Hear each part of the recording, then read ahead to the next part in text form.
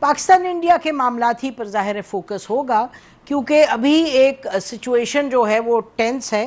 لیکن یہ آپ کو بتاتے چلیں کہ جو ہمیں معلوم ہوا ہے، جو ہم بات چیت کرتے ہیں جب لوگوں سے یہاں اور جو ریسرچ وغیرہ کر سکتے ہیں، اس پہ یہ پتہ چل رہا ہے کہ انڈین ٹروپ موومنٹس تو اتنی کوئی زیادہ نہیں ہیں ٹورڈز دا فرنٹ، لیکن ٹورڈز دی ایل او سی اور انٹرنیشنل بارڈر. لیکن ہاں یقیناً جو ایئر پیٹرولنگ ہے وچ از کالڈ کامبیٹ ایئر پیٹرولز، اس میں کافی انڈیا نے بڑھایا ہوا ہے. بیکاز ان اینی کیس کوئی نہیں یہ سوچ رہا کہ کوئی لینڈ روٹ سے کوئی اٹیک ہونے جا رہا ہے. ابھی تو یہ سوال بہت بڑا ہے کہ کیا کوئی بھی اٹیک ہوگا یا نہیں، اور لگتا ہے کہ حالات ذرا کنٹرول میں. بڑی دلچسپ 2-3 آپ کو باتیں بتاتے چلیں. ایک تو خیر دا گڈ نیوز از، اور ہمیں گڈ نیوز ہی کہنا پڑے گا، اور اس لیے کہنا پڑے گا کہ دنیا ایسی ہے، اور ہمیشہ ہم نے بات کی کہ دس از اے ہابزین ورلڈ. یہ وہ دنیا ہے جہاں کے جو طاقتور ہے وہ سب سے زیادہ اگلوں پر دھونس جماتا ہے. ہونا نہیں چاہیے، بٹ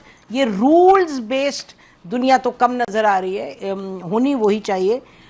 تو اس لیے ویپنز کی بھی ضرورت ہے. شکر الحمدللہ we are a nuclear weapon state, یہ اس پہ کوئی ڈاؤٹ نہیں ہے کہ this is one of the best things that was done. اس کے بعد جو میزائل سسٹم ہے وہ بھی ہم نے اپنا ڈیولپ کیا بہت اچھے طریقے سے، بڑی سسٹمیٹکلی. ہر گورنمنٹ کو اس کا کریڈٹ جاتا ہے. بے نظیر بھٹو صاحبہ کو جاتا ہے میزائل ڈیولپمنٹ میں. اس سے پہلے آپ انفیکٹ ایوب خان کے زمانے میں بات ہو رہی تھی، آغا شاہی صاحب مرحوم بتاتے تھے ہمیں بات چیت میں کہ it was then thought about. اس کے بعد آگے بڑھا ذوالفقار علی بھٹو صاحب، and then everybody went along with it. obviously جو مین تھا وہ ذوالفقار علی بھٹو صاحب کے زمانے میں اس کا وہ انیشیٹ کیا. یہ سب چیزیں جو ہیں آپ لوگوں کے سب کے it's on your fingertips, because یہ بڑا اہم ہے پاکستان کے لیے اور رہا ہے. جو میزائل سسٹم ہے اسی کے حوالے سے آج کی جو اچھی خبر ہے وہ یہ کہ 450 کلومیٹر کے ڈسٹنس پہ مار کرنے والا ایک میزائل ہے جو کہ لانچ ہوا سکسیسفلی. اللہ کا شکر ہے لانچ ہوا. So India should know and India knows that معاملات کوئی آسان نہیں ہوں گے اس کے لیے فٹ اسٹرائکس. لیکن جو مزے کی بات ہے وہ یہ ہے کہ انڈیا کے اندر جو بات چیت ہوتی ہے وہ ایک بڑی کہانی نما بات چیت ہوتی ہے. کوئی پوچھتا بھی نہیں ان سے. یہاں ہم پوچھتے ہیں، ہم سوال اٹھاتے ہیں، کبھی اتنے نہیں سوال اٹھاتے جتنے آپ لوگ چاہتے ہیں، اور وہ آپ کو بھی مجبوریوں کا بھی پتہ ہے کہ. لیکن we normally don't buy in completely to the positions the stories that are given to us. اب ایک اسٹوری مثلا یہ کل تھا کہ جی امریکہ نے انڈیا کو کہا ہے بس شاباش جو کرنا ہے کرو، بالکل چلو ہم تمہارے ساتھ کھڑے ہیں. کہ اسٹیٹ ڈپارٹمنٹ نے اور جو امریکن پریزیڈنٹ ہے انہوں نے یہ کہا ہے ان کو، پرائم منسٹر مودی کو. سچ تو یہ نہیں ہے. انہوں نے تو کہا کہ جی آپ نے ٹیررسٹ پکڑنے ہیں، ہم آپ کی مدد کریں گے. پاکستان سے کہا آپ مدد کریں. آپ ٹیررسٹ کدھر ہیں ٹیررسٹ؟ یہ بھی تو سوال ہے نا. خود ہی سے کہانی بنانا پھر یہ کہنا. اب ایک اور دلچسپ چیز ہے، وہ ہمارے ریسرچرز نے انہوں نے کہا جی یہ دیکھیں امپورٹنٹ خبریں ہم نے دیکھی، تو انہوں نے کہا کہ جو لینڈ روٹ اور ایئر سے جو تجارت ہو رہی ہے وہ رک گئی ہے. تو کدھر ہو رہی ہے تجارت؟ سچ کیا ہے؟ سچ تو یہ ہے کہ انڈائریکٹ کچھ امپورٹس جاتی ہیں انڈیا، اور سچ تو یہ ہے کہ پاکستان نے اوور لینڈ روٹ بند کیا پہلے راؤنڈ میں، اور تجارت تو پاکستان نے بند کی اس وجہ سے، جو کہ ظاہر ہے جب انڈیا نے اپنی ریٹیلیشن دکھائی. تو یہ باتیں جو ہے یہ اس کو ہم گاہے بگاہے آپ کے گوش گزار کرتے رہیں گے، کیونکہ انڈیا میں ابھی جو ہمارے آنریبل مہمان ہیں ایمبیسڈر شفقت کاکا خیل صاحب، ہم نے آپ سے وعدہ کیا تھا ہم ان کو آج بھی دعوت دیں گے. He is ambassador Kakakhel been with the foreign office, اور پھر یونیپ کے ڈپٹی ہیڈ رہے. بہت شکریہ کاکا خیل صاحب ہمیں جوائن کرنے کا. پھر ناظرین ان کو ہم نے اس لیے دعوت دی کیونکہ انڈس واٹر ٹریٹی جو ہمیں لگتا ہے سب سے اہم معاملہ آنے والے دنوں میں، اس پر یہ ہمیں بتائیں گے. لیکن آپ ہی مجھے کہہ رہے تھے جب یہ کہانی میں پڑھ رہی تھی کہ جی انہوں نے کہا واٹر ایئر واٹر اور اوور لینڈ ٹریڈ کو بند کریں گے، تو آپ نے مجھے کہا کہ یہ ماحول بنانے کے لیے. جی بالکل، وہ ایک وار ہسٹیریا قسم کی چیز وہ بنا رہے ہیں اور لوگوں کو یہ باور کرانا ہے کہ ہم نے دشمن کو جو ہے کنٹرول میں رکھا ہے اور انڈر پریشر رکھا ہے. تو وہ ہے. دیکھیں آپ کتنے مزے سے ہنس کے بات کریں، ادھر انڈین چینلز پہ دیکھیں، ٹی وی پہ بہت ٹینشن ہے.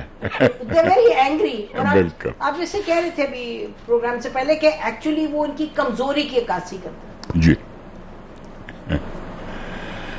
کہ آپ نے کہا آپ میڈیا کو جو بند کرتے ہیں، جو میڈیا پہ انہوں نے قدغن لگائی ہے. جی وہ بھی سارے جو ہمارے میڈیا کے چینلز ہیں ان پہ پابندی ہے، جو کمزوری کی نشانی ہے. ناظرین آج ویسے آج جو انٹرنیشنل میڈیا کا دن بھی ہے، تو ہم یہ کہتے چلیں کہ آپ کی اجازت سے شفقت صاحب یہ کہتے چلیں کہ خبر ہے، جو انفارمیشن ہے، جو ریلائبل انفارمیشن ہے، جو مصدقہ انفارمیشن ہے، وہ بڑی ضروری ہے کہ وہ سامنے آئے. یقینی طور پہ کچھ ہوتے ہیں معاملات جو ریاست کے حوالے سے ہوتے ہیں، they are you have to keep in mind security aspects، لیکن اس سے علاوہ آپ خبریں بند کریں تو معاملات حل نہیں ہوتے. اور پاکستان میں ہم اس پر بات کرتے ہیں اور کرتے رہتے ہیں کہ جو آپ سیاست ہو کچھ ہو، آپ اگر زبان بندی کریں گے حالات اور معاملات حل نہیں ہوتے. انفارمیشن سامنے آئے تو بات چیت ہوتی ہے، کھل کے، اور مصدقہ بات ہو اور مصدقہ انفارمیشن ہو، وہ کسی بھی معاشرے کی ترقی کے لیے اس کی ریڑھ کی ہڈی کے برابر ہے. تو جہاں جہاں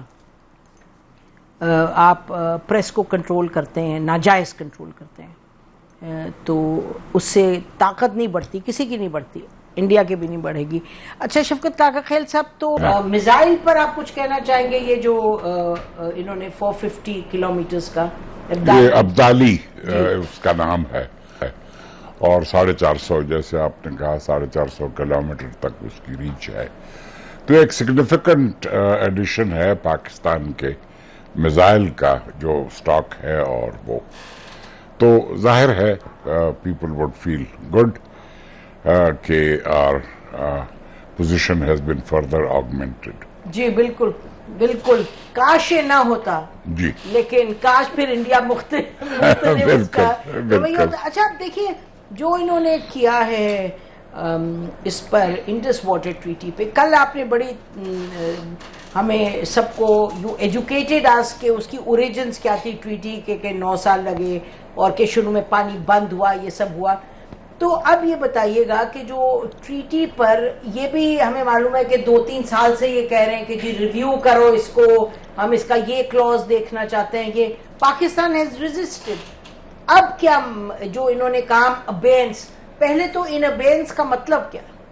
جی وہ اس سے پہلے میں یہ بتانا چاہتا ہوں، کل جب بات ہوئی تھی تو میں نے یہ کہا تھا کہ ہندوستان کو اجازت ہے کہ وہ ویسٹرن ریورز پہ بجلی پیدا کرنے کے رن آف دا ریور پروجیکٹس کرے، اور اس کے لیے ساری پوری تفصیل سے جو ہے وہ انجینئرنگ اس کے ڈیزائنز اور اس کی پابندی ہے.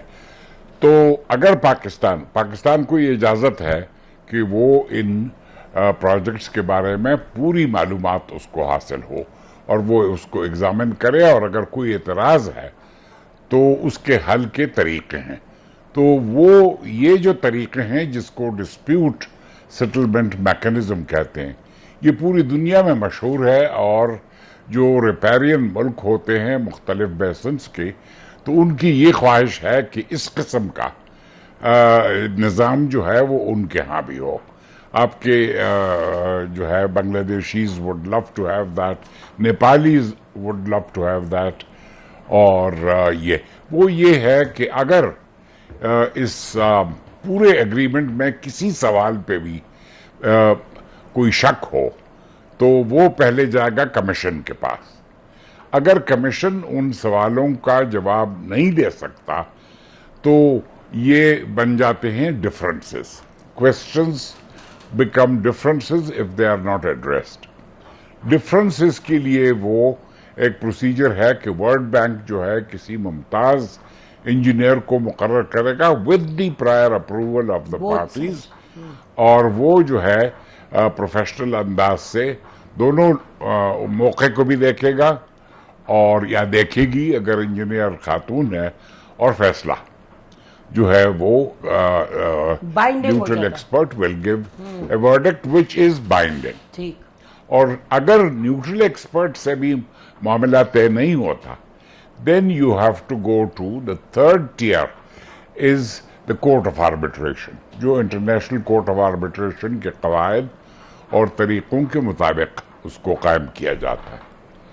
تو مسئلہ یہ ہوا کہ پہلے 15 سال تو خیر کوئی معاملہ نہیں تھا، کوئی اختلاف، کوئی چیز، کیونکہ آپ اپنے اس میں لگے ہوئے تھے. اس کی امپلیمنٹیشن میں ہندوستانی جو ہے ان کو 3 دریا ملے ہوئے تھے، تو وہ اس کے پانیوں کو لے جانا چاہتے تھے، مغربی مشرقی پنجاب، ہریانہ اور راجستھان. تو اس کے بعد ایک مسئلے پہ سلال چناب پہ ایک پروجیکٹ پہ اختلاف رائے ہوا. وہ فارن سیکرٹریز نے آپس میں مل کے، شاہی صاحب تھے شاید، شاہی صاحب تھے، اور وہاں بہت مشہور فارن سیکرٹری تھے، ان کا نام مجھے بھول رہا ہے. تو وہ مسئلہ حل ہوا 4 سال میں.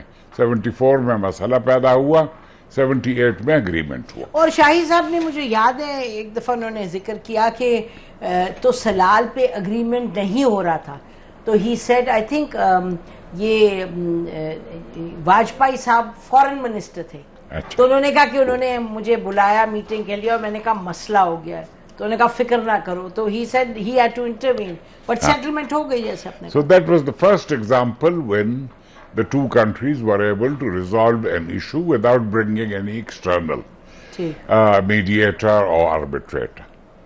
اس کے بعد ایک اور مسئلہ جو تھا وہ بھی چناب کے اوپر تھا. تو اس کے لیے نیوٹرل ایکسپرٹ ایکسوس انجینئر کو بلانا پڑا، لفیٹ، مسیو لفیٹ. لفیٹ صاحب نے جو ہے حق فیصلہ ہندوستان کے حق میں دیا، اور یہ بھی کہا کہ آپ کے جو قواعد ہیں جو ٹریٹی کا حصہ ہیں زمین ایک انیکسچر میں، تو وہ تو 1950 اور 1960 کی ٹیکنالوجی ہے، اور ہندوستان کو حق ہے کہ وہ جو لیٹسٹ ٹیکنالوجی ہے 1980s اور 90s وہ کرے.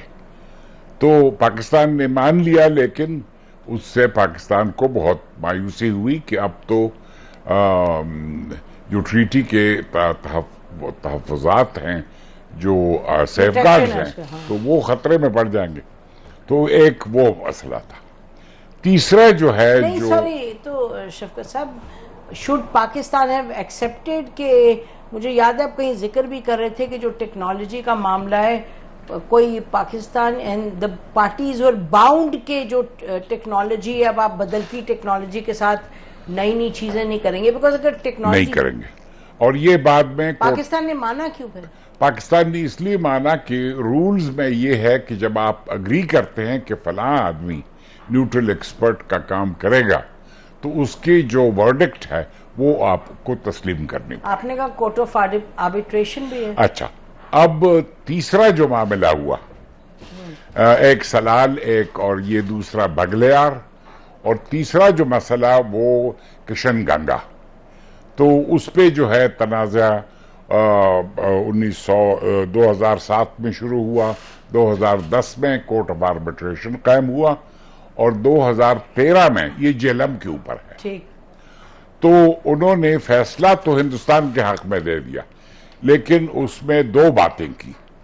ایک تو انہوں نے کہا کہ کسی کو حق نہیں ہے کہ جو ٹریٹی کے انیکسچرز ہیں ان میں جو ڈیٹیلز انہوں نے مقرر کی ہیں اس کو بدلے، because the annexures are actually part of the deal of the treaty. تو اس سے پاکستان بڑا خوش ہوا، اور پاکستان کو یہ بھی میرے خیال میں تسلی وہ ہوئی کہ جب بھی کوئی تنازع ہوگا تو court of arbitration should be convened. تو وہ باقی جو اس کا کشن گنگا کا حالانکہ چھوٹا سا وہ پروجیکٹ ہے 330 میگا واٹ کا، تو اس میں کورٹ آف آربیٹریشن نے کہا کہ India is empowered to make this project, لیکن اس کو 3-4 ڈیزائن چینجز کرنی پڑیں، اور وہ 2018 میں یا 2018 میں مودی صاحب نے اس کا افتتاح کیا، اور بڑا اس سے جو ہے شور شغرب میں اس کا ٹیکنالوجی میں وہ ڈیزائن چینجز کیے، کشان گنگا. لیکن پاکستان continued to say کہ you did not make all the design changes that the court of arbitration had asked. تو اس پہ لڑائی چل رہی تھی. آخری جو ہے وہ یہ ہے کہ پاکستان نے کہا کورٹ آف آربیٹریشن، ہندوستان نے کہا کہ نیوٹرل ایکسپرٹ. پھر یہ ٹیکنیکل معاملہ ہے، an engineer can resolve it. تو یہ لڑائی ابھی جاری تھی. ورلڈ بینک نے یہ کیا کہ شروع میں تو انہوں نے کہا کہ جی we will pause our decision on the subject and we urge the 2 countries to jointly agree on a mechanism کہ یا نیوٹرل ایکسپرٹ ہو یا کورٹ آف آربیٹریشن. لیکن آپ نے کہا ٹریٹی میں تو دوسرا سٹیپ تھا نیوٹرل ایکسپرٹ اور تیسرا تھا کورٹ آف آربیٹریشن. جی تو ہندوستان نے کہا کہ neutral expert can handle design changes, but ہم نے کہا کہ نہیں، it must be court of arbitration. تو وہاں سے شروع ہو گئی جو وہاں سے جو ہے تنازعہ ایک شدت اختیار کر گیا. اور وہ تو ڈیم تو بنا چکے تھے اپنا. بالکل. اور ایک اور ڈیم رتلے جو چناب پہ ہے 850 میگا واٹ کا، وہ تقریباً آئیڈینٹیکل ایشوز تھے. ٹھیک. تو وہ جو اچھا اب ورلڈ بینک نے 4-5 سال تو کوئی فیصلہ نہیں کیا، اور 2022 میں جی 2022 all of a sudden the bank said we will accept both demands. So انہوں نے اپوائنٹ کیا ایک بڑے مشہور انجینئر کو، نیوٹرل ایکسپرٹ، اور امریکہ کے ایک لا پروفیسر کو مقرر کیا as chair of the court of arbitration. اچھا ایمبیسڈر صاحب، ذرا مجھے اگر آپ اجازت دیں تو اندر سے مجھے کہا جا رہا ہے بار بار کہ بریک لوں، تو بریک کے بعد واپس sorry to cut you in between. ناظرین ہمیں بریک لینی پڑے گی. بڑی دلچسپ بات ہے، تو آپ دیکھ لیجئے گا جو ایمبیسڈر صاحب ہمیں بیان کریں، اس کا مطلب کہ معاملات یہ کشن گنگا سے گڑبڑ ہوتی چلی گئی ہے، اور 2022 کی بھی ڈیٹ بڑی اہم ہے. بریک کے بعد آتے ہیں اس کو. We will continue it and bring it to where we are today. Stay with us.